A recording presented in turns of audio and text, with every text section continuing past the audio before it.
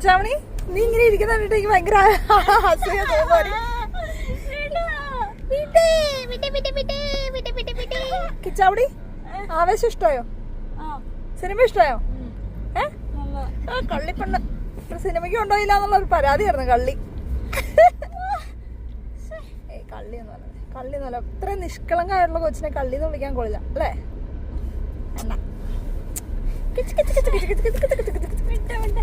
എന്ത് വിട്ട കൈ എടുക്കുന്നോ? ആവേശം സിനിമ കാണിച്ചു, ബിരിയാണി വാങ്ങി തന്നു, പിന്നെ നിന്റെ സ്ക്രൂ ആണ് ഞാൻ പറിച്ചത്. പിച്ചാമണി ഇതൊക്കെ ഒരു ശല്യമാണോ? എന്ത് നിന്നെ തോണ്ടൂടി? ഇനി ഞാൻ മൊത്തം നിന്നെ തോണ്ടും. തോണ്ടി തോണ്ടി തോണ്ടി നിന്നെ ശല്യം ചെയ്യൂടി. അപ്പഴി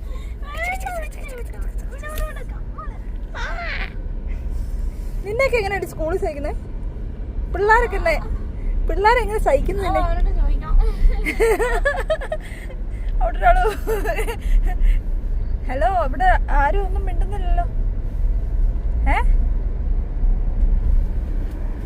സിനിമയ്ക്ക് പോയി കിളി മാറിയോ? ഇവിടെ ഞാനൊന്ന് സ്നേഹിച്ചാലോ ആലോചിക്കുന്നത് പോലെ. ഫഹദ അതിനകത്ത് സ്നേഹിക്കണ പോലെ. ഡേ നിനക്ക് വിശക്കുന്നുണ്ടോ? തല്ലാൻ തോന്നുന്നുണ്ടോ? തല്ലടാ.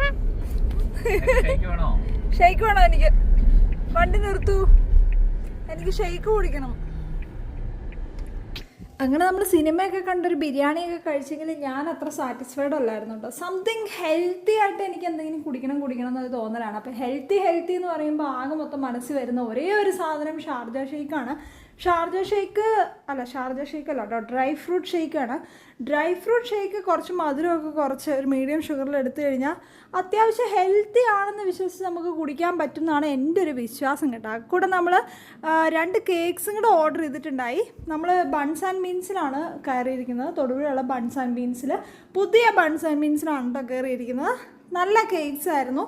പിന്നെ കിച്ചാമണി അതുപോലെ മമ്മി എല്ലാവരും ഇങ്ങനെ എൻ്റെ ഷേക്ക് കൂടി നോക്കിയിരിക്കുകയാണ് കേട്ടോ.